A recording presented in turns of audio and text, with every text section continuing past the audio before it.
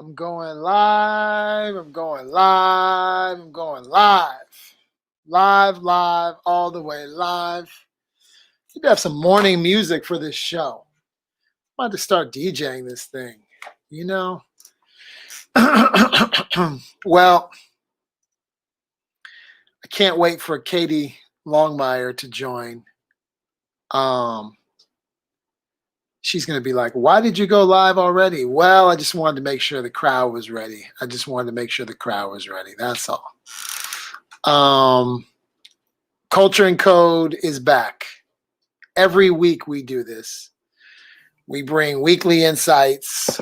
We bring, hold on a second. Let me just tell her. I jumped on. She's going to be like, what are you doing? I jumped on. Join whenever you get your coffee. It's going to be good. You're going to love her. Katie Longmyer is one of my favorite culture collaborators. And so I asked her to kind of co-host the show today with me. Really, she was like my guest, but I was like, you know what? I'm going to go ahead and ask her to join. So this has been a crazy week. Personally, got a little drama going on. Nothing we can't get over. We decided to do a show on this new platform called Clubhouse. So for those of you that don't know Clubhouse, it's this sort of like 24/7 podcast show kind of thing, Twitter kind of thing. I don't know. It's the talk of Silicon Valley. It was definitely, a big deal in the Valley. They raised $10 million and $100 million valuation, and they're raising more money, and everybody wants to be in the deal. I joined probably 3 or 4 months ago. It's been fascinating. Reconnected with old friends, met new friends, connected with influential folks that I knew but maybe didn't know or knew we worked together. I mean, lots of it. I mean, Will.i.am, who I knew back in the day, to new people like Virgil Abloh, who I didn't really know a lot, or people like Lupe Fiasco, who I have listened to and found to be incredibly, just incredible mind he has. So anyway, it's this crazy platform. And I interviewed Vivian Scott Chu, who is a legend A&R, was like my big sister when I was at Columbia Records. And we had been thinking about doing something where we would celebrate, the OGs. And so we got something going on tonight. I don't want to get too deep into it because I'm going to wait for Katie, but our first guest on the show is tonight is George Clinton, none other than the godfather of funk, the just incredible. This guy, I talked to him yesterday.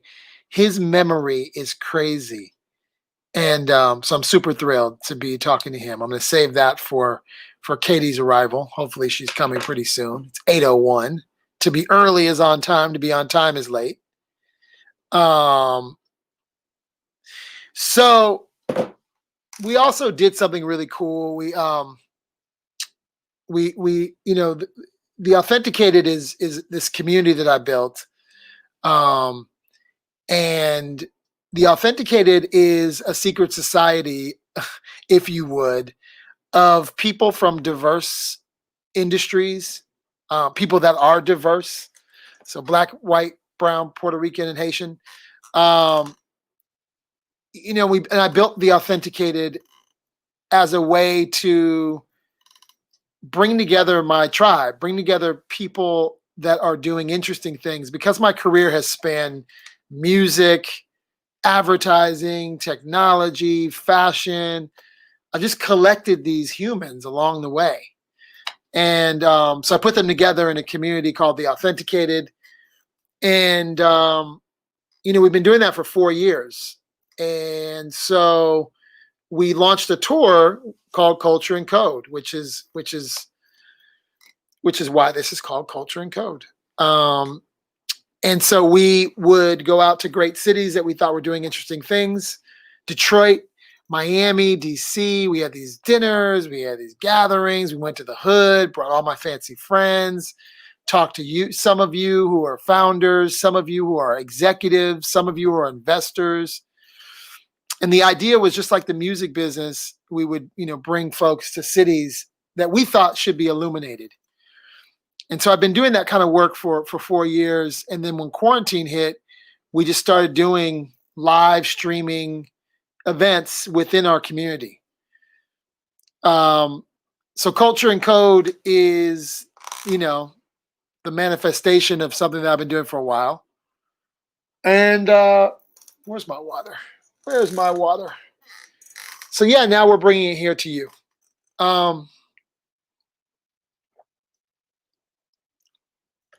The weekly show is something I started on Instagram, but truth be told, I wanted to figure out how to interview guests and bring folks on. So we started using some other software, some other platforms. So I'm not really on Instagram doing this anymore. I mean, I guess I could be until Katie gets here, but for the full experience, you really need to be on Twitch or something else. So before we get started, I'd love to see where you guys are. Give me some sense of who's out there.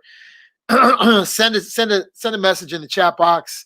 Tell me what city you're in. I have a very global audience, so I like to see who I'm speaking to. So if you don't mind, just fire off cities. I'm going to shout your city out. I might even tell a story about your city. If I know you, I might even tell a story about you. But yeah, just tell me, if you don't mind, in the chat room. Chat room, that sounds so old school. In the chat room, where you are tuning in from, just so I have a little bit of city understanding. Georgetown, Guyana. What's up, Guyana? Wow, amazing. ATL in the house. I see you. Incredible. Yeah, New York City. Right. I was having a conversation the other day. I've been in a lot of dialogues about New York City. One of the questions that keeps coming up in the community is New York City and the creative culture and the creative capital within New York City, is it over? Is the pandemic, is this moment in time? I mean, there was already sort of a transition out of New York City into places like Atlanta, places like LA. I see my friend Jojo Cadre. Jojo is a New Yorker, right? So I see he's in Atlanta. I see a lot of people in LA. I see the creative community coming in droves to LA, to Atlanta. So the question has really been, and we'll wait for Katie. I'd love to get her thoughts on this. Is New York City over? Is the New York City that we knew over? Is the creative community over? And secondarily, what are the other cities that creatives? And when I'm speaking to creatives, I'm speaking to the people that drive art, entertainment, media, is which New York City was the center of, right? Is the New York that we once knew over because of it's just not affordable, right? Housing and affordability, I believe, is truly important in a city. Is New York no longer affordable? Is LA no longer affordable? Ask that question of LA for the creative economy. Those are questions we've been talking a lot about. And then if you believe that to be true, and you believe that we have a new workforce, we have a new nomadic workforce, we have companies that are now allowing for long distance, working. What new cities now start to pop up? I was looking at a tweet this morning, and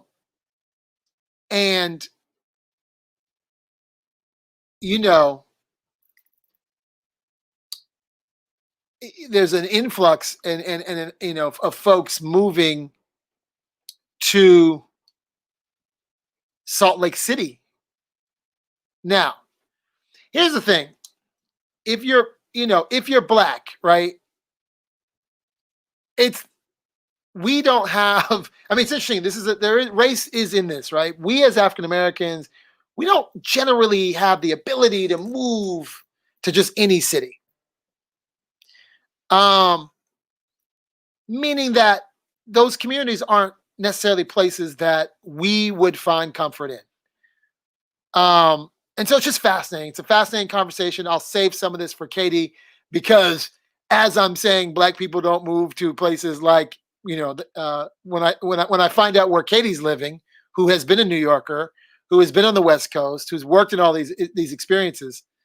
It'll be interesting to get her take on that. So we'll talk about that. I have some notes. I'm taking notes for the show. I generally freestyle this, but I have a little bit of a structure today. So we're going to talk about cities. And what is the question becomes, what does it mean to be a citizen, right? What does the new city look like? Where does technology and your network become part of your citizenship? Some things we've been looking at the Authenticated is, in many ways, I feel like I'm building a city in the cloud, right? I'm building this sort of community in the cloud. And so I've been thinking a lot about this idea of digital and physical coming together. And so another question in a couple of other communities that I'm in are, what does it mean to be a citizen? And does that change in these communities?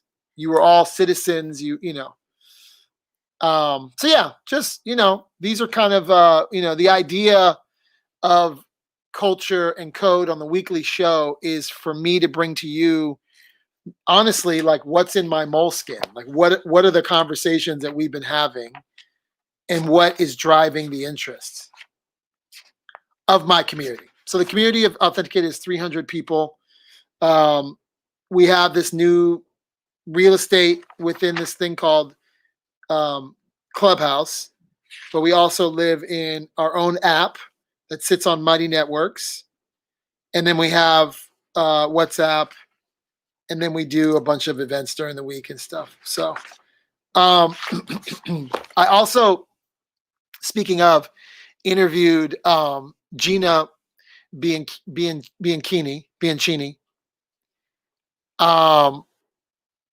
She's the founder of Mighty Networks. She built a platform called Ning.com back in the day. And she is my go-to on all things building digital communities. And I interviewed Gina this weekend. It's fascinating. What she's basically built in Mighty Networks is, I think, the future. So I have a hypothesis. And the hypothesis is that your tribe matters even more now than it ever has. So where you decide to put your real estate, where you decide to put your time and your energy and your community. How many of you guys have watched this The Social Experiment? Is that the name of this thing on Netflix? Which, by the way, take a little detour. I thought it was okay. I mean, I'll be honest with you, a lot of hype, a lot of buzz. I guess if you don't know that Facebook and Instagram are like collecting all this data around you, I guess it would be profound. I would imagine most of you weren't blown away by The Social Experiment. I don't know. For me, it wasn't like super profound. I thought it would. I mean, to be honest, I fell asleep night one. Social Dilemma. Thank you. I fell asleep night one. I watched it night two. I don't know if there's anything mind blowing or new. You do know that all this data, everything, I'm sure everyone knows that. But anyway, I'm open. But if you think about Facebook is a nation, right? Like it literally is a nation. And so what I love about Gina Bianchini's work is that Mighty is a platform that gives you a chance to build your own community and your own tribe. And I just think that those things matter a lot right now. Those things really, really matter. Like where your tribe is, how you're aligned with a community. I just think that as we go into the election, as we don't know what's going to happen in this election, we don't know where this country is going. There's a lot of what ifs right now. There's a lot of, there's a lot of things going on in this country right now. And your network is your net worth. It could be it could be the roll of toilet paper you need in the next quarantine, which, by the way, here in the state of California, it damn near looks like we could go into another quarantine. I'm just saying that. I don't mean to be doom and gloom. But generally, after a big holiday, when thousands of y'all decide to go to the beach, I live on the beach, so I get to see y'all out there all hugged up. It just feels like we generally see a spike in numbers. As kids are now back at schools and colleges, not my kid, she's upstairs. We're probably going to see a spike in numbers. Depending on who the president of the United States is, we probably will go into some kind of quarantine after flu season. I don't know. So my question becomes, in quarantine 2, as we've been calling it around this house, QU2. This might be Katie saying, what's going on? Okay, she's not. Okay. In quarantine 2, your tribe really matters. And so my question is, what are you doing to build your community? What communities do you belong to? What does it mean to be a member of a community? Someone just asked the question, what do you consider a network? My network is a group of fellow fellow folks, business leaders, people I mentor, people that mentor me, clients, former clients, allies, thought leaders that I've collected across various digital platforms. Mighty is one of them. I have hundreds of them in WhatsApp group. I mean, shit, I even got Telegram, Signal, all kind. I got all kinds of things going on. I have them spread out. I now have a room at the clubhouse. When you put that in aggregate, that's my network. There are concentric circles to my network. Some of you are on the outer layers of my network. And then as you get in closer to the Tootsie Roll, then you get closer to some of the values. And yeah, I mean, yes, shared values. I would say the commonality are shared values. Right on cue. It's my girl. I'm bringing her in. Wait, here we go. Look at that. What up? I can't hear you. Wait a minute. Hold on. I can't hear you because it's my fault. Okay. Can I hear you? There we go. Can you hear me now? Look at you. Beautiful background. Mountains. Mountains. I love it. You look good, girl. Thank you. Mountain life is treating you well. It's pretty great. Yeah. We've been just jamming. I'll catch you up to speed. First of all, ladies and gentlemen, Katie Longmyer. Say hello, y'all. She is Katie in Clear Skies, soothes my heart, someone said. Oh my God, I met her in the hackathon, someone says. Oh, I love it. Hi, everybody. Yeah. So Katie has decided to join me this week. I normally interview people, but I wanted you to come on a little earlier because I wanted you just to riff with some of my riffs, and then we'll get into your life story. So right now we started at this idea of, is New York City over? Has the creative energy from big cities, namely New York City, moved into other places? We started to see this before the pandemic. We started to see, a migration of folks that are going from New York to LA, New York to Atlanta, even San Francisco to Utah. So we kind of played around there. That's one place we've been playing. The second conversation has been about um, your tribe and what does it mean to be a citizen of a community, and does that citizenship now extend itself to the digital space, and like in what I'm building in the authenticated, what is a network and what does citizenship look like, both digital and physical, and is that the new city? Is the new city this combination of where you live in the digital space as well as where you may be sitting physically, and how those two worlds come together? I know it's a really big thought, so to hit you with in your second sip of coffee, but Literally. literally. Like Um, minutes to catch up. I'm gonna do okay, it. so process that for a little bit. This is something I can ask you that'll be easier. Let's talk about you and a little bit about your story, which you should be able to tell in your sleep. I know you're a DC gal, right? Yeah. Born and raised. Born and raised. And what did and they call it the DMV, right? Chocolate City. Chocolate City, because you're from the city of DC. You're not from like the Virginia suburbs or something, right? I've lived in both. Live So in my family is in Falls Church, so that's the Falls Church, Virginia. that's outside.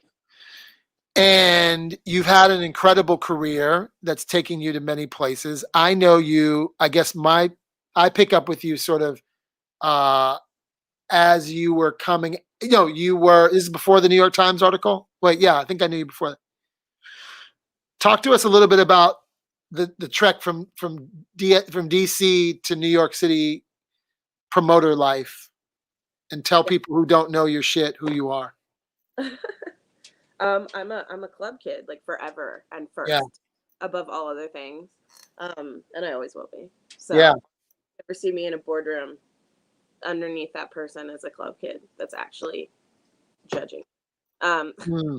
Club kid, like what years are your club years? I probably started in 1994 to date myself. Oh wow. Okay. Like I was 14, and that's when I kind of discovered dance music, and then like 1996 is 7 was when I started going out. Um, Nice. and I had a car, so I could go out.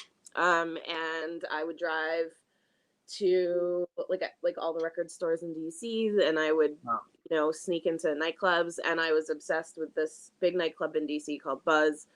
It was one of the hubs of the East Coast when DJs would come internationally, because at that time you were getting DJs from Florida, Chicago, Detroit, and New York mostly, and then everyone else was international. And I really wanted to be their intern because I didn't know what else to do.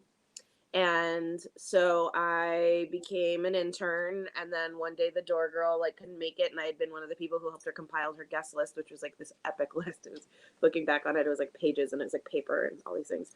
Um, and um, I became the door girl of the biggest nightclub by accident.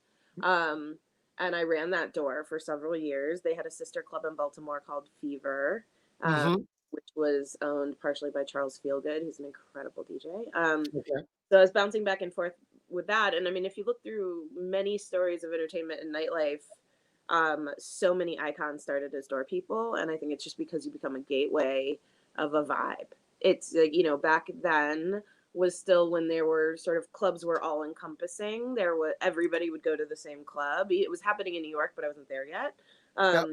Like Peter Gation was throwing parties, and you'd have a banker next to like a downtown kid, and it was all about if you could get in. And so I was sort of like raised in the environment of evaluating someone against their 360 presentation, including vibe, to help to decide if they were going to create good impact in the room. That includes financially, but it also is like, are they going to be fun to talk to and dance with and drink with and party with? So I did that. I actually went to college to play the cello. I had a Oh, full wow. ride to do that. I was supposed to be a classical cellist in the symphony orchestra for a living. So I went to college to do that. And halfway through that, I'd played the cello since third grade, and I kind of just maxed out early. And I decided that I still wanted to do music, but I just didn't want to be the performer. And I was like throwing huge parties in college because I missed parties, and I was like bringing DJs in from New York, and I started a club at the college I went to with a bunch of people to throw raves on campus with campus money and things like that. Love it. Love it. So I moved to New York City, and I started working at Warner Brothers Records, and I was there as like a super little. I was like, I think I started as a field marketing representative. So you Okay. go to record stores when they were still a thing, and you would make sure the CDs were in the front, and you'd put the displays in the window. And then when an artist came into town, your job was to help them with their meet and greet Yep. to make sure they were comfortable before all the executives showed up. I didn't know you were a field marketing person. This is real. For Kenny Didia. I don't think I knew that person.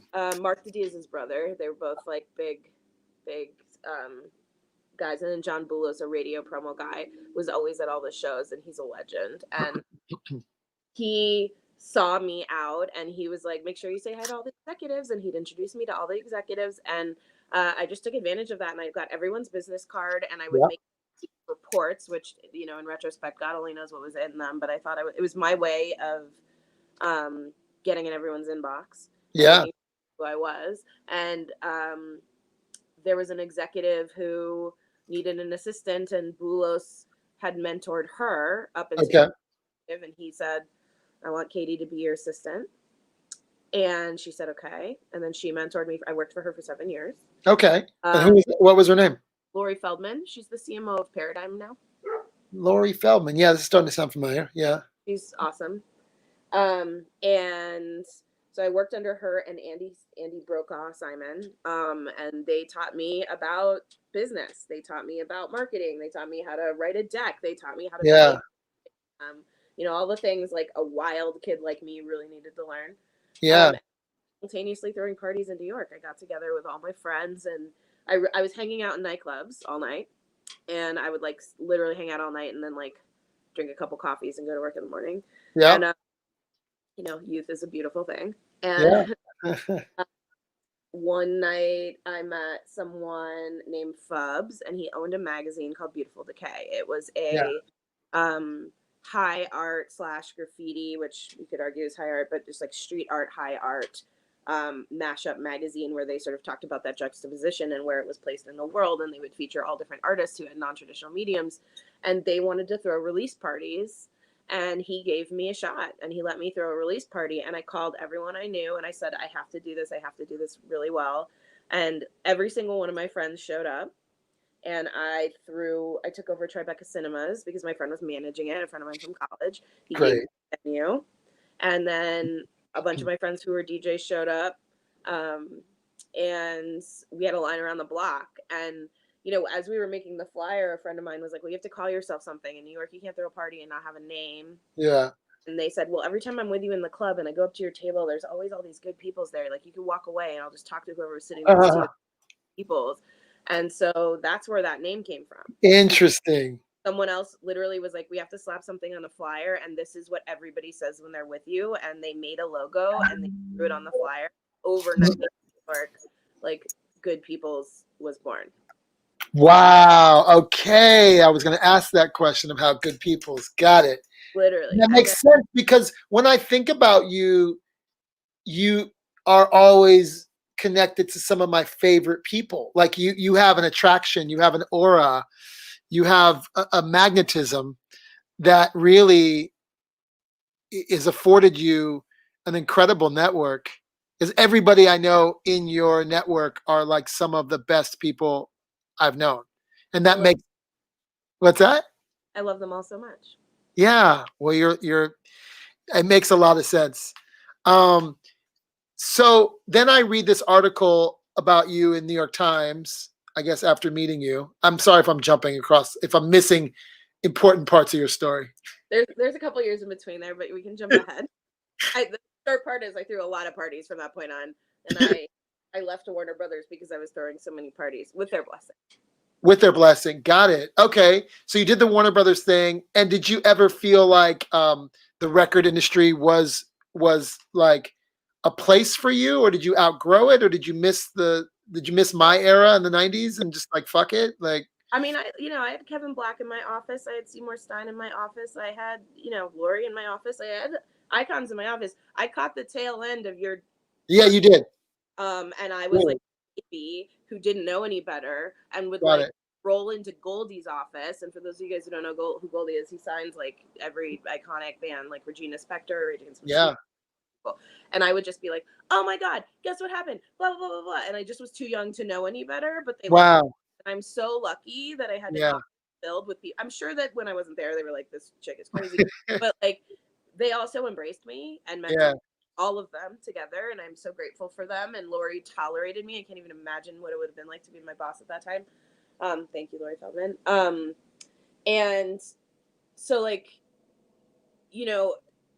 I got to see iTunes be created. I was talking the other night about when the Red Hot Chili Peppers were throwing a tantrum because they didn't want to separate an album. They didn't want to send just one song. They felt like I got to be there for those conversations. Yeah.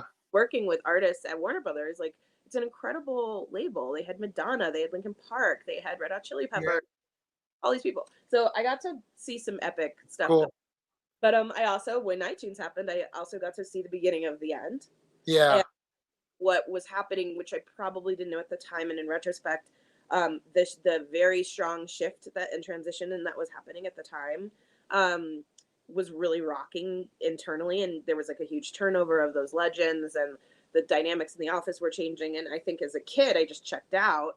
So I started throwing tons more parties. I opened a venue with a partner in Brooklyn called Brooklyn Yard, and my business, and my boss said, "Hey, like, you're doing incredible things." And I was like, "Yeah, I think this is what I want to do." It was almost like a mutual conversation. We were like, "Hey, I think it's time." And then, 2 days later, she reached out to me to work together. So like she became a client. But that's how that happened. And then I was throwing a bunch of parties, and I was in a really, right place, right time.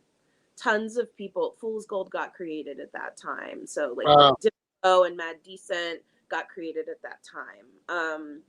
We were a bunch of kids like that were running around in nightclubs, and we were all creatives and we all supported each other. So there's definitely like, everybody lifted each other up by sharing and collaborating. But I don't even think it was like a super deliberate thing. I think we were just like cared about making cool shit.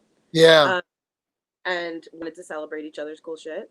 And that's what happened was brands were dying and coveting this new creative class. That was the beginning of that description of this group. Young people who had income, who made epic things, but had such a discerning eye because we made it ourselves. That we weren't going to just buy your crap anymore. Yep. We were like, that's a cute shirt. We'll make our own shirt. Yeah. That's a label. We'll have our own with our own music. We just did our own thing. And so the brand started us, and I was one of the people in our community who had a business background. Yeah. And so people had brands calling them, and I would make decks for them, and I would go to meetings with them, and I was not a manager, and I did not want to be. Right. I was just helping my friends. I was more of like a partner or a platform person. I was like a partnership person at that time, and I'm sure you remember this. There were about like 10 people like me who had played both sides and would get called into corporate offices to help them figure out what the hell to do because they didn't know how to talk to artists. And we were like the weird kid who'd come in as a freelancer and piss everybody in the office off, but get everything done in a way they couldn't wrap their head around. It was like a whole era of that. Right. And the New York Times caught wind of it because I had thrown I was throwing like 4 parties a week minimum, 2,000 people. Wow. Raves and dim sum restaurants and warehouses, outdoor venue every weekend, 3 days a week. Like, and it sounds intense, but at the time it was just sort of like, it's like a job, the print of doing events is cool, is what it is. So you just it turns into a rhythm, and it was super fun. I loved every minute of it, even the crazy parts. And the New York Times was like, what the hell is going on over there? They're Wow. like, how come all these brands are showing up in like really crazy places? And Yeah. it was really awesome. It turned out she had grown up 20 minutes away from me and Who, had just lived, the writer, the New York Times writer? yeah, and she had lived just a really different life. And she literally was just fascinated that she and I had a parallel life up until like 17 and then Right. diverged so much and then ended up 10 minutes apart in New York. And she followed me around for a week and went to all of my parties and talked to everybody there, like the venue owners, the DJs, the attendees, like everybody. Yeah. And so it was a pretty incredible moment of being seen. Yeah. I really appreciate her for that. And it was a big celebration for the community. That wasn't just an Yeah. article. That was an article about all of us. Yeah. Yeah. Yeah.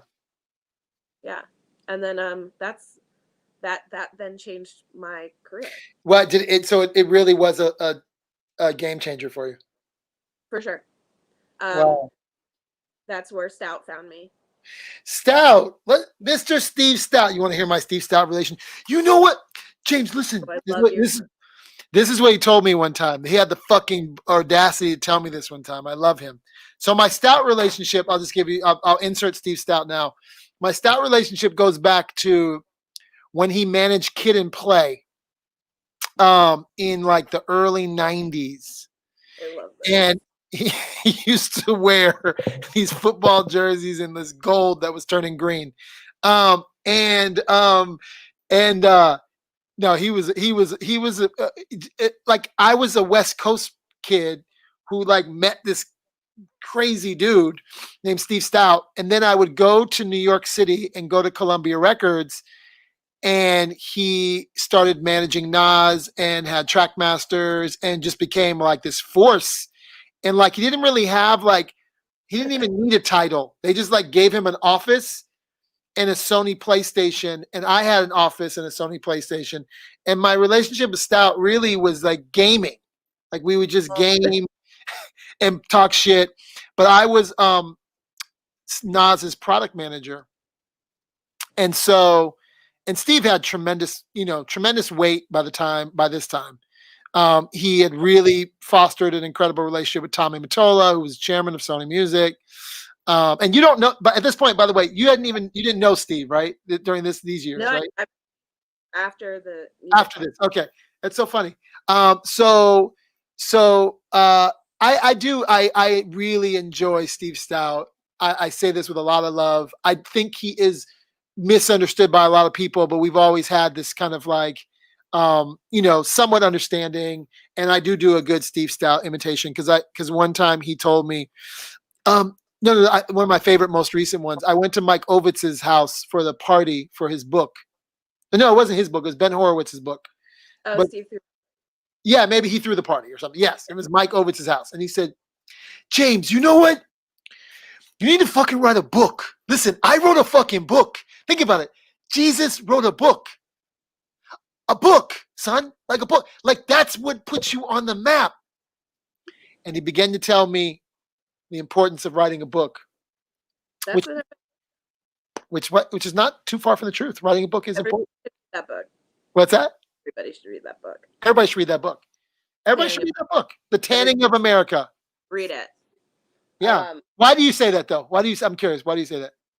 Steve was right. I mean, Steve's a really brilliant guy. He sees, the way he says it is he sees around corners. And he's very ahead of the game the majority of the time. And he has a way of understanding how like culture is such a charged word, and it gotten really pillaged, in my opinion. Agreed.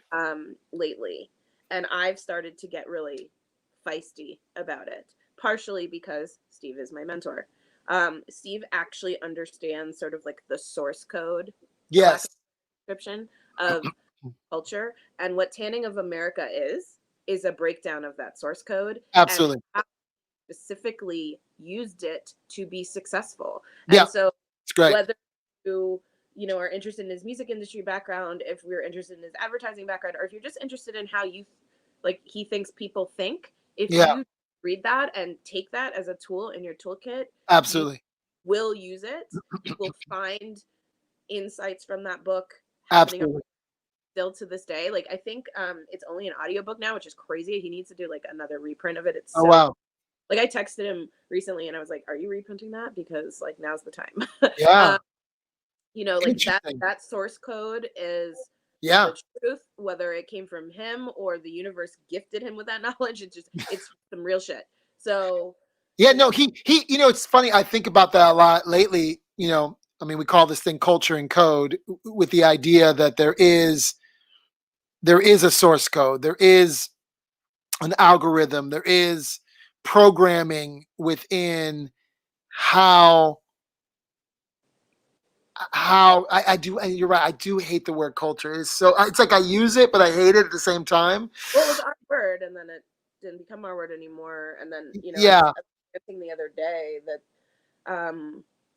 the editorial lens of culture has taken over that word. So now when people that's right. talk about culture, they're talking about the people who write about it and not the source of it. And so when Yeah, people are like, it's culture, and I'm like, do you know what the fuck you're talking about? Like, I do you know. spend time with the people who create the things that you consume? I don't Yeah, think, because I don't see you there.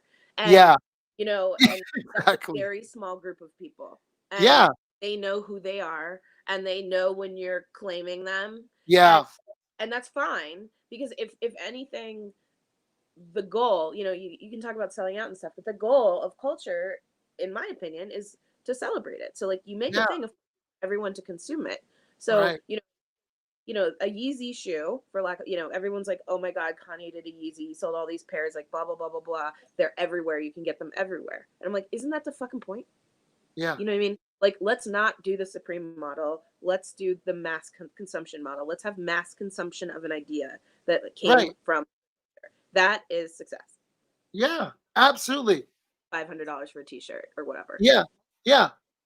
But the work that people don't appreciate and respect in culture, I think, is kind of where you're going. Is like, and I know how you travel, and I think we share this. Like, I'm in the favela with the dope MC in Rio. You know what I'm saying? Like, I'm in Stockholm with like the dope Somali kids in the no-go zone. Because when I go to a city, like, I'm looking for that code. You know what I mean? And I think that just like when we used to do promo tours in the music business, and you would unlock all these, cultural You Easter eggs. Huh?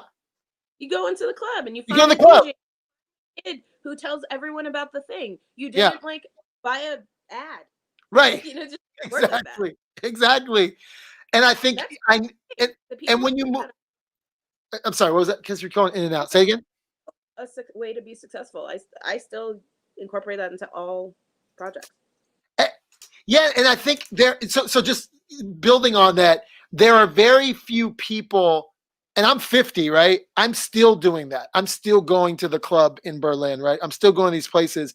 And I think there are very few people that want to put in that kind of work. I don't put in the work like it's work. It's just like my life. Like I would be bored. I always tell people, like, when I used to work at Ketchum, I opened an office in Sao Paulo, and they would set me up in these fancy hotels, and like, you know, and they would set me up in these like reservations at these restaurants.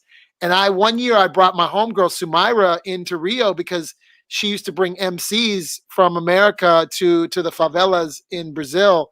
And like, I wanted to see like the ballet funk. I wanted to see like, like where the culture happened. And it wasn't because it was work, or in fact, Ketchum was like, "Oh my God, you went to the favela? You weren't supposed to do that." I was like, "Look, I can take all this off and be Brazilian. I am one of the things about being ethnically ambiguous. That's another thing we share, is like I can move around the world, and I can be tutu bang, I can be yalla bibi, I can Totally. be whatever you want me to be when And then you're you when get you're and be like, here's the source code, you're welcome.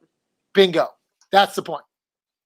And I think it's like there are those of us that are wired for that in a way that just other people aren't really trying to do that. But yet, they want to get it when it's a product, they want to get it when they read about it, they want to get on the tail end.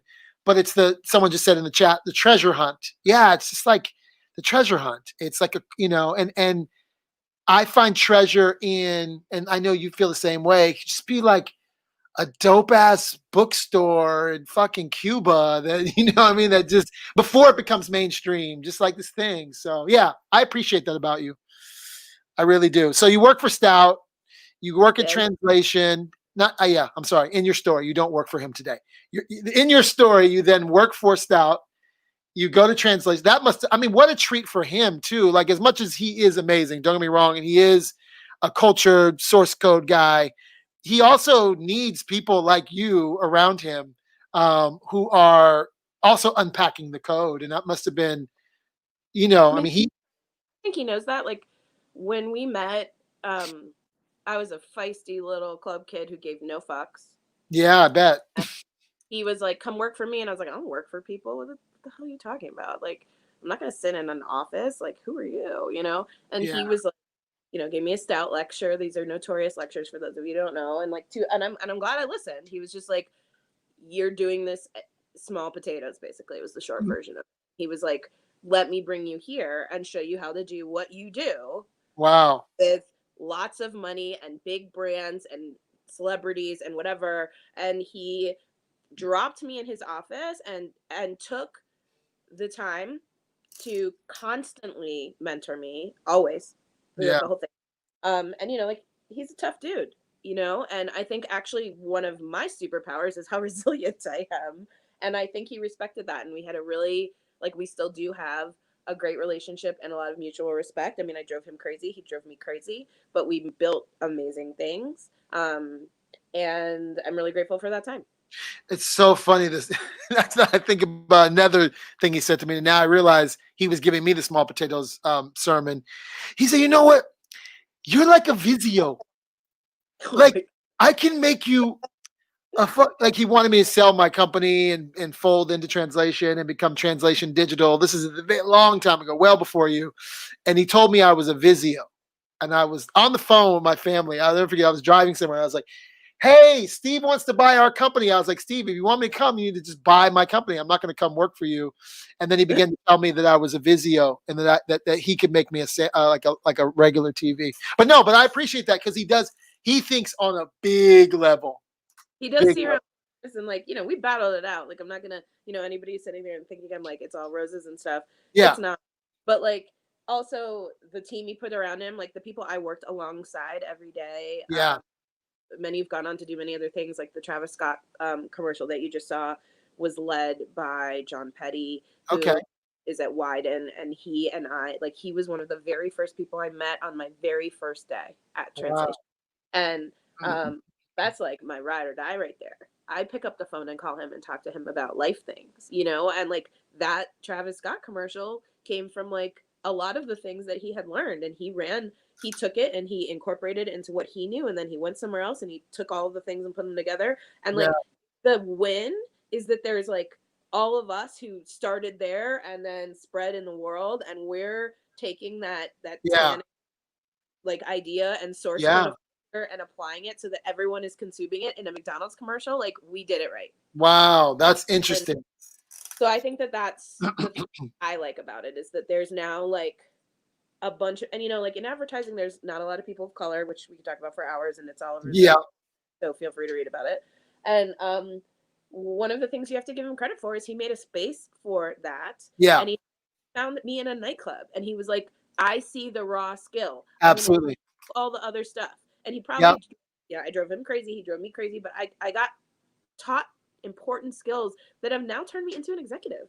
Well, that's the part I just want to tap on too, that I feel like that's what I did when I went to advertising is I wasn't looking for people who work in advertising.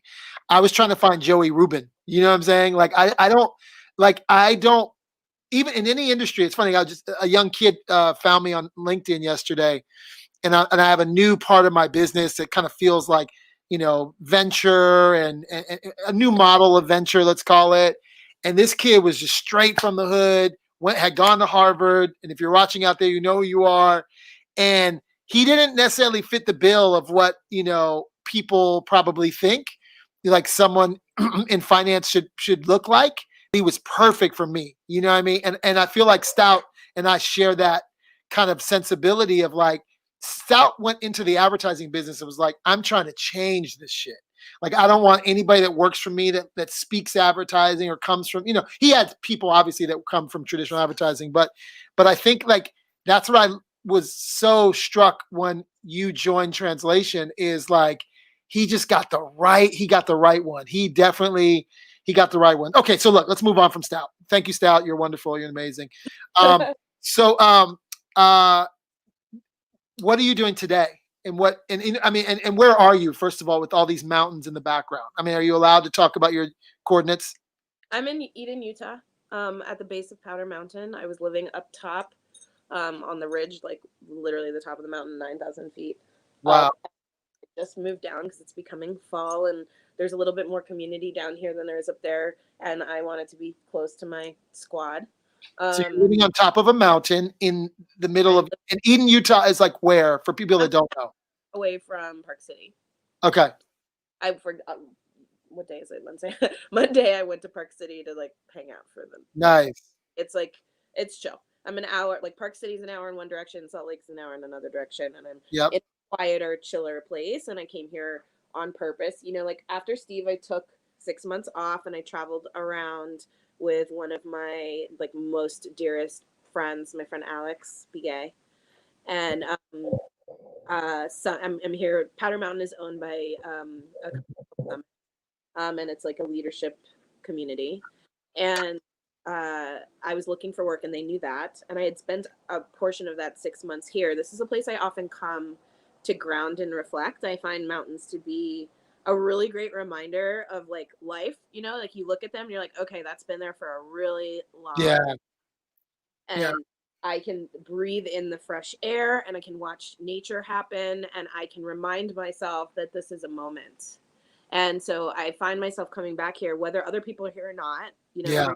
I come here often when there are not a lot of people here, just to sit quietly. Yeah. So I did at that time a year ago. And then actually while I was here, some of the summit community was here, the leaders, the founders. And Miguel McKelvey, who was the co-founder of WeWork, was at the time about to go public.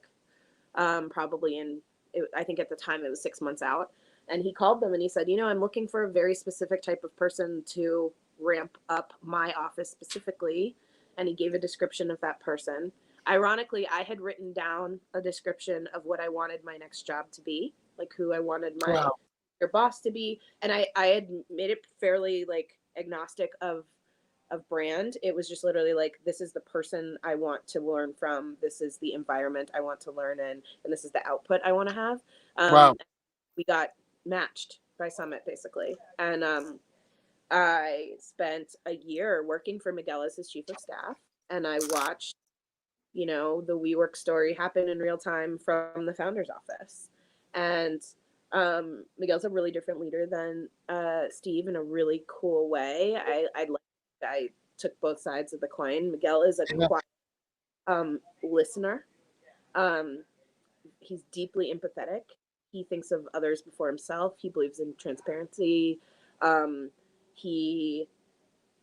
He's just a different. It was the craziest experience. I actually think I had culture shock. Like I had to learn how not to have like super sharp edges all the time because I just come from like a hip hop ad environment and I needed to transition into like 12,000 employees and really big decisions, and the machinery of a large company, and WeWork being WeWork, and it was pretty amazing. And it was in the news, so we just left in June. Or July, June. And that was also really fascinating to watch someone build something for 10 years of their life and then gracefully step away. Like I'm really, Miguel was very graceful and empathetic. He stayed with the employees through all of it. And I learned a lot about that from him. Yeah, I bet. And he made a lot of really amazing decisions and he made sure that transition, he stayed through that transition of the company. And now that I am retired, as a chief of staff, because, I stood next to Steve with an ambiguous title and then I stood with a proper title.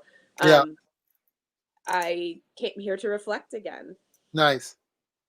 Yeah. So that's what I'm doing. I'm like working on some projects. I'm trying to learn how to not read my email every day. It's great. Um, I started a super PAC with my friend Jesse and you and a couple of our other friends, Yeah. because we're all youth marketers who understand culture, and we want to make voting and registering to vote as cool as a pair of sneakers, so that we can get as many young people as possible mobilized to make sure that we're making the right decisions for our future. So like things like that that fall on my desk, I will stop everything and do. Yeah. Um, and I'm looking at my next thing, and I'm Yeah. looking to lead now on my Sure. own. Well, I say on my own, and then I think about all of the incredible people who've stood around me when I've had like junior leadership jobs, and like I was always held up by my community, my nightlife community, and I've always been held up um, by the community of people who I've brought in to work for me, and so like lead with my squad alongside me, and that's really important to me, and like that's like it's time for me to do this. It's my turn. I have a question. If the Biden Harris folks go into office, and there was this sort of role that was like director of culture, and is that something that you could see now that you've spent some time in this super PAC world and getting people out to vote? And I think the work you've done has just been incredible there. Do you see the next role for you in some sort of public service or something in government? Is that possibility for you? I'm not going to say no to anything, but Yeah. what I will that like my existence is public service, and what I Yeah. mean when I'm a Black Indigenous woman who played the cello and was in nightlife, who managed to make my way up to the executive office of a global company. Um, any company that I go into, by merely existing at executive level, I am doing a public service for every single woman who looks like me. Love And, it. um, yes, I think this administration will need a lot of help in that space. And if anything, I probably would want to. I think my power would be better served outside of that space, but partnering with that space. So like being Okay. like, let's find the person who should do that for you, who's probably someone a little younger than me, honestly. Little younger, a little hungrier, a little less tired at like midnight. Because like I come from a family that worked in the government. My dad ran for Congress twice, and like that shit Wow. is no like that is no joke. Like that's a 24/7 gig, and what I'd like to be is a powerful executive with budget and funds and platforms that I can provide to a cultural initiative that's going to shift things. Yeah. Like Obama did a really good job of that, like bridging the entertainment and media Yeah. world.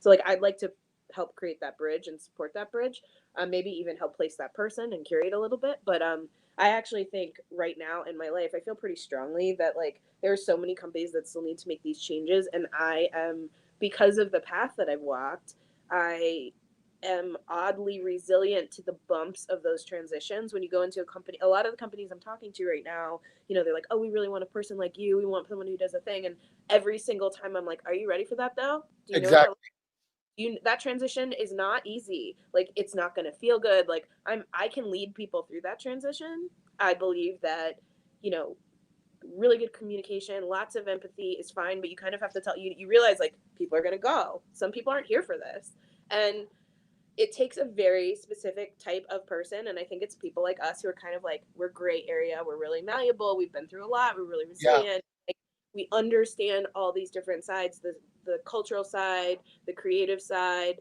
Yeah. um, and the corporate side, to walk companies through this. I said to someone in a meeting the other day, I was like, you know companies don't have a choice, they have to jump off the cliff, and if they take their time, someone's going to shove them, the That's community, right. the world, shove them off. So it's like, whose hand do you want to hold when you're jumping? Yeah. Like regular dude, like your typical, what the typical leader looks like, Right. or would you like to hold my hand, because I jump off that cliff like pretty much every day, Every day. every Right. day, and so I can at least be like, it's gonna feel like this when we fall down, Right. and I think that that's a strength, Yeah. and I think that the companies that are willing to take those risks are the companies that are going to win faster and Yeah. bigger. I Agreed. want to be there for that. Yeah. I think that the leaders of the future look like us, right? Um, have been, to your point, have been through some things, have a we're multilingual, so we speak many different languages, voices, and dialects, um, and we can transform and fit into so many environments. I feel just as comfortable in Harlem as I do the Harvard Club. I feel just as at ease in a favela as I do a castle in Stockholm. But Um, James, that's because you're comfortable with yourself. You know, like there's an aspect of this that has to do with when you are when you look like us, yeah, you have to get really fucking comfortable with your identity really fast. And yeah, you have to community really fast. And you have yeah, to believe in what you know. Because yeah, every single step of the way you're gonna get questioned and yeah, judged, evaluated. And so yeah, like someone said something to me, I was in an interview and someone was like, you know, excellence is super important. And I was like, excuse me, excellence is something that is not something that I have an option of having in my life. Like excellence is it all the right, time, forever. If I want to be successful, I have to be excellent. And that's not something that's not just like a, oh, I believe in excellence. It's literally like if you look like us, yeah, do what we want to do, you have to show up and you have to perform and you have to be solutions based and you have to get it done no matter what the obstacle is. And a lot of that comes from your internal value system and your internal source code. And with me, and I know with you because I know you, your community. yeah, totally. Well, clearly, I'm trying to push you back to DC to go work in the White House. But let's talk about cities really quick. This is so good. I don't want to let you go because your conversation is. I feel like you need to do this every week with me. And two, um, I just think that you are like this is your time, and it's showing. I can see it all over your face. You are definitely a different Katie than the Katie I met probably I don't know how many 8 years ago, and and I think a lot of that has to do with proximity and city and space and environment. I love that the last place you worked at was that kind of thing. It was WeWork was about environment and space and creativity and things coming together and where real estate and culture kind of meet. And that's a lot of what I've been thinking about in the authenticated kind of thing. And Joey helped me give me this analogy the other day, but like the front end of my business is the software and the back end is the hardware, right? And like if you think about Soho House, right, it's like the software is the memberships, the expensive burgers, the whatever, and then the I love hardware. that though. What's that? I love that Impossible Burger I though. love that Impossible Burger, especially the bun that they use at the Soho House Malibu sidebar, and then the Chipotle sauce. So the back end is the real estate holdings and all that kind of stuff. And so we've been taking a look at like my front end of my business is kind of like the memberships and the WhatsApp group and the Mighty Networks and now the clubhouse room that I have. Shout out tonight, by the way, we have George Clinton. Come, So it's gonna, I literally put it on my calendar. it's gonna. Okay, for those of you watching, we're starting a new show called The Originals, and my whole idea, Katie, is that like my first job in this, well, my first entree into the record business was through Dionne Warwick. And Dionne Warwick's son is my best friend. That's And amazing. so, yeah, so I was this kid who was going from the Bay Area to Beverly Hills to their house because I met her son when I was in high school. And I ended up forging this relationship with him. He would later become my best friend. He's my best man at my wedding.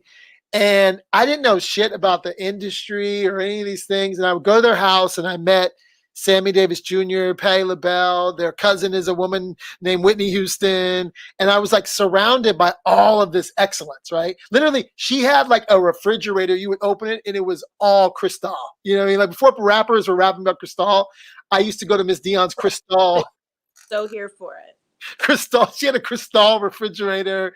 She had a Louis closet. Like it was crazy. She was a diva on a whole different level. In So fact, crazy. She used to pump in scents. I would walk in her house and it would smell like a certain thing because she actually would pump in scents that she would get in France that she would pump in through the filters. It was like, so I would leave the house, I would smell like the Dionne Warwick house. And so I didn't know a lot about like the entertainment business, but I just really loved Miss Dionne. And as Napster, iTunes, and these things came, I just was always committed to like making sure that we didn't lose our elders, we didn't lose our legends, right? As things become youthful and hot of the moment.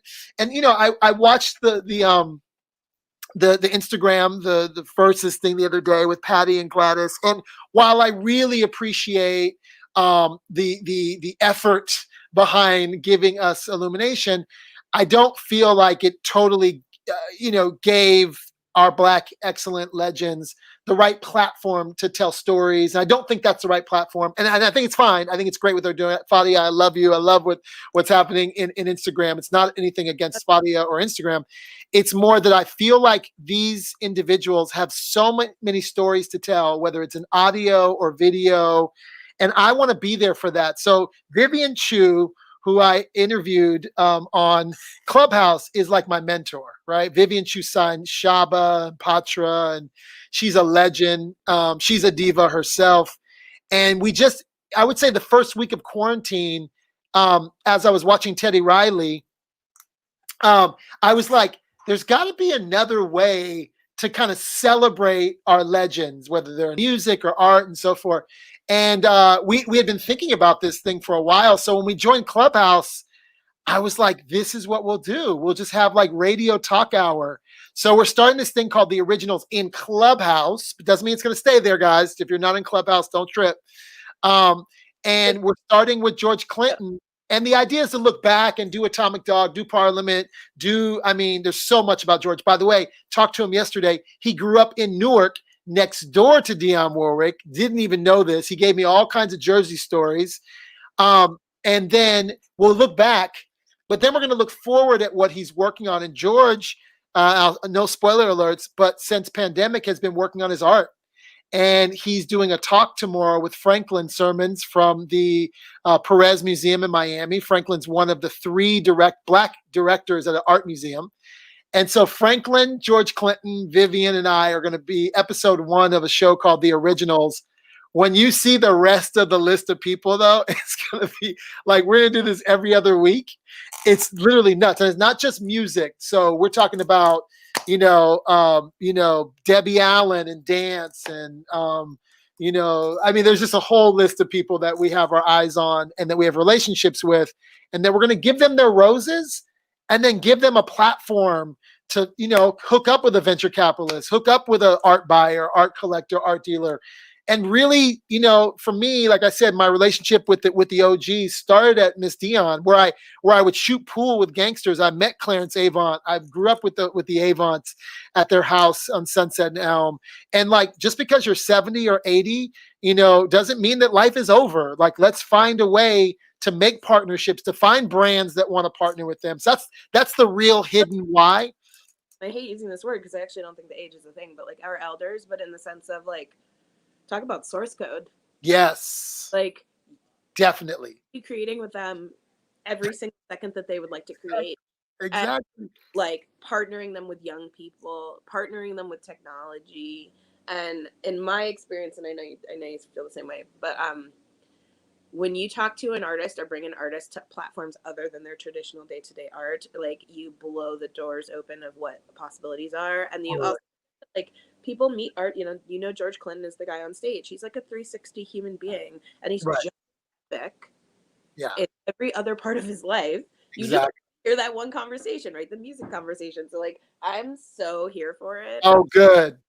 And please, call me if you need someone to work with. Oh, I want to definitely talk. Actually, Nas just texted me right now. It's funny because I worked with Nas at Columbia with Stout, and I hadn't really spent any significant time with Nas in the last 20 years.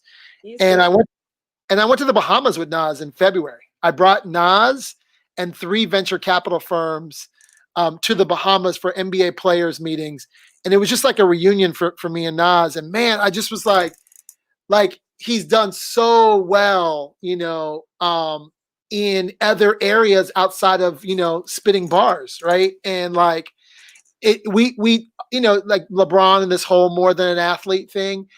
You said it best. Like, they're a human. They have other interests. They get themselves in, and some people are really good at it. Some people fall into other business opportunities, i.e., a Will Smith or a LL Cool J, or other folks.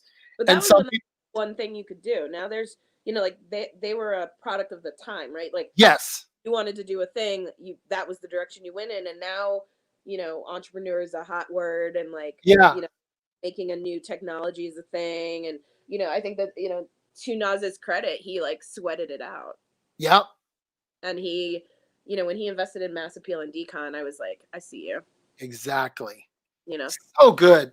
Just all the right investments. And shout out to Anthony Soleil, because behind every individual that is a creative is a team of unsung heroes. And, and Anthony Soleil has done an incredible job working with Nas, and those guys knocked it out of the park. Huh? Anthony has future too. He has future. Exactly. So yeah, that's what we're gonna do. We're gonna do this interesting thing tonight with George Clinton, and we'll do more of that. So anyway, I went around the world with like 5 minutes left on the clock. Now I can see your coffee's kicking in. So now I feel like we should extend this to another hour. But just talk to me about like environment, space, cities, and what you believe um, that looks like. And because that's it's an area that I've been thinking a lot about. Like, I know I made a bold statement to say, I've been talking to people about whether they think New York City is dead or not. But what you're someone who's lived in DC, New York. I mean, you are New York. Really, New York is so much a part of you. But now you've also, you have real estate in other places. You've now lived a little bit on the West Coast. What does the idea of being a citizen in a city mean to you, and where do you think the creative capital moves in 2021? I think creative capital moves into the spaces that gives it the most flexibility. Mm, So that could be financial flexibility, literal space, yeah, flexibility of types of people that you can be around. And my experience with creatives, even if they have a core crew, they want to consume all things. Like creativity has a lot to do with like a funnel of information and receiving, and then what you channel that into. that's right. So I actually think that like it's kind of ripe for the taking. Anyone can go anywhere right now. So the city, you see countries like Estonia, Yeah, um, and I think it's what is it, St. Martin, like offering visas and homes for years, and it's partially to stimulate their economy, but it's also because they know that if they create a safe space for these creatives and they come to their location, that they will get the benefits yeah, of it, and that is a smart move. yeah. So um, I don't think any city is winning above others. I know I was like on that Clubhouse conversation the other day where it's like creatives from New York are moving to LA and moving to Atlanta, and all of that's been happening for 20. Totally. COVID Yeah. didn't make that happen. No. COVID probably accelerated that happening, and that is just simply because, unfortunately, Bloomberg can't get it together. But you know, New York will never be dead. It's a place that's forever refreshing itself. I think it's in a transition moment. I think that it's going to be a really hard moment. I think some of the best creativity is going to come out of what's happening right now because creatives are sensitive people. Yeah. And, what I think is really interesting is a lot of creatives that I know have left New York, but not permanently. They refuse to say it's permanent, myself included. Like, I kept my New York apartment. I will be going back there. A Yeah. lot of community like went upstate because they didn't even want to go that far. Right. Like, hey, like maybe I can't afford my apartment right now, but I love my apartment and I'm gonna spend time going back to the place where I know I can do things. Like I went to New York recently just to visit. Um, and I think the thing that I realized that it's like the freedom of movement there and the limitlessness of all of the things you can do. You do like 10 things in a night and like live 4 lives. That was what was interesting about that. I think what's beautiful about LA is like, if you want to live in a city and have nature, you can have LA. You can go hiking, you can go to the beach, and then you can also be downtown. And all of that can happen minus shitty LA traffic in like 45 minutes. Yeah. So, I think it's I'm not going to claim any one thing. I will say I really like what's happening in Atlanta right now, but that's just me really vibing with Black excellence. And when we talk about, which is a separate conversation, but just like the Black economy and keeping our money within our community and the way a lot of other communities have learned to do generationally, I think Atlanta's making a model for that. And I like seeing that happen. And, it's a thing I want to support. But the thing you didn't touch on, which I thought was interesting, is what does this mean for? Because when I was in Atlanta, it was great. I spent 15 years there, and I got really inspired by other cities. Um, what other cities besides New York, Atlanta, um, and LA, or will there be an influx of creatives that moved, and will there be other markets, Detroit, Houston? Yeah. Detroit. I'm not as familiar with Houston, but I know it's popping. I'd actually like to see a Silicon Valley conversion. That's funny you mentioned that. Yeah, I'm not sure if like how realistic that is, but I do think San Francisco's having a delayed, slow burn turnover. Like Oakland is amazing, Yeah. and so you know what I mean. I want to see. Like I remember when I went to San Francisco, and Stout had an office there. We'd go back and forth, and I just Yeah. unless I went to Oakland. And so I started staying in Oakland, and then I just fell in love with it. It makes sense that you love Oakland. I totally get that. The Bay is very, I grew up there. The Bay, and specifically Oakland, in the soil is disruption. In the soil, is the Black Panther Party. Is feel it. You can feel it. You can feel it. Yeah, that's good. I'm glad you connected with Oakland. A lot of people don't get that opportunity when they go to the Bay Area because they go to whatever, San Francisco, Palo Alto, Mountain View, whatever. Places and was like, this isn't it. And then yeah. I found Oakland as a result, like because Love it. I was spending so much time there, and I just was like, nope, this is all cool. It's a great experience. It's beautiful. Palo Alto. I have friends who live there. I understand all of the crazy tech energy that comes out of there. But about like where I wanted to spend my time and where my community was, I like the misfits. I want the people who want to like rock the boat, and I'll drive an extra hour if I get to be around those people. Like fuck it. So I love that. I didn't know that you were so I grew up in Oakland, Alameda, Berkeley, and then went to high school in Palo Alto. I didn't know that you were spending time in Oakland. That warms my heart, and that makes a lot of sense. Yeah. So anyway, I think that I'm so glad you said that. Is there a Silicon Valley offshoot? I was talking to No ID the other day, and he's had a crazy idea that we've been farting around with around, building a recording studio in Silicon Valley, and what would that look like? And so I think the creatives see it. I think Houston is interesting. I don't know a ton about it. I don't know a ton about Texas. I just think something other than Austin. I think. And what I like about Austin, it's a place I feel free and safe. Yeah. In there, but like my understanding of Houston came from Mike Jones, and right. He was going on dub tour, and like literally I got like full immersion, and it was the community and the culture and everyone I've ever met there, and how deeply connected to their ancestors and culture, and how they modernize that in life is so cool. Yeah. I appreciate Texas all the way in, but like it's dope. Yeah. I appreciate that Texas is its own thing in the South. Like as someone who lived in the South, like there are levels to the South, right? And and people just think about Atlanta, but there's so much to the South that that I learned about as a Southerner. That Texas is its own thing, and but yet deeply Southern. Okay, well look, this has been amazing. Coffee is kicked in. You're looking good. Mountains are looking good. I must do this more with you. You are just a gem. Someone needs to write your story.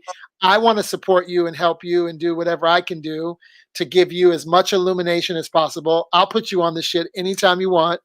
And I will take your support and help at any moment. So I'm deeply, deeply thankful for our friendship. And thank you for spending time on the Culture and Code Weekly Unpacking Shit show. So much. This was really good. Okay, cool. Thank you. I'll send you a replay so you can send it to all your friends. Thank you, guys. Watch us every week on Wednesdays. We do this. I promise we won't just be in Clubhouse. For those of you that are in Clubhouse, we have things that are going to be off Clubhouse. This last week, by the way, Katie, we did a show with the National Association of Black Farmers. That was incredible. Learned a ton about agriculture. And then we did another show with 100 Black Ranchers, which is an organization out of Houston. And we talked about ranching and farming. We're doing another show on the gold industry, on the gold market. We have somebody in our community that invested in gold and gold in Kenya. And she's going to talk to us about the gold market and what's happening with there. I love So it. we are an Alexandria Library of Interest at The Authenticated. I just added you into my WhatsApp group, Katie, and kind of brought you back into our circle. We did a whole Culture and Code festival about a month ago. We had a whole day on Dubai. We had Sheikh Fahim from Sharjah talked about why Sharjah is the cultural capital of the Emirates. And we had my boy Omar Tom. You'll see him in Clubhouse. I just added him talking about Third Culture Kids and the whole phenomenon that he's created. He has a podcast show called The Dukan Show. You would love him. He's sort of you in Dubai. So yeah, we have a lot of interesting people in our network, in our community. Thank you for all of you who are in our community, who support us, who are members of our community. This is actually about illuminating people that are in our network so that you know who they are and they're not just a phone number in WhatsApp. They're not just a name in Mighty Networks, but they actually have a story. And that's what we did today, is illuminate this wonderful woman's story. Thank you, Katie. Have a great rest of your day. Awesome. Thank you. Bye-bye.